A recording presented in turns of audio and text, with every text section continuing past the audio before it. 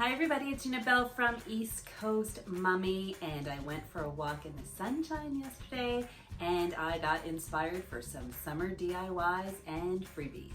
You are going to love these, so let's get started. First, you're going to need some yarn. I love this blue and yellow and pink for summer. I also had a dowel from the dollar store, a piece of scrap cardboard, and some little clothespins, also from the dollar store.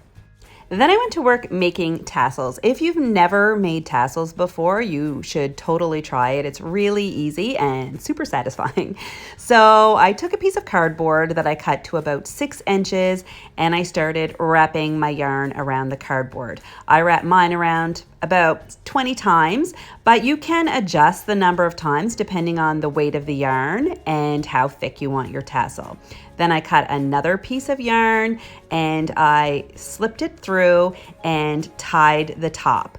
I tied it probably 3 times just to make sure it was totally secure. Leave this piece of yarn quite long because you're going to use it later to attach it to the dowel. Once the knot in the top is secure, you can slip the yarn off of the cardboard, kind of smooth it out, and then grab another piece of yarn.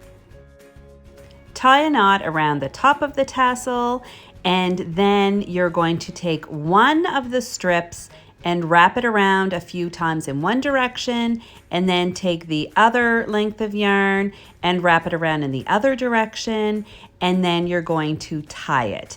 It's kind of hard to describe it in words, but if you just watch what I'm doing here, it'll make sense.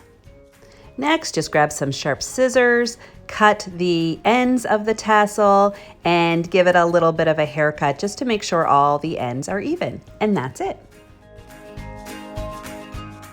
Follow the same process to make as many tassels as you like. I ended up with 7, and then I took my dowel, I positioned the tassels how I wanted them, and I tied the top of each piece of yarn to my dowel.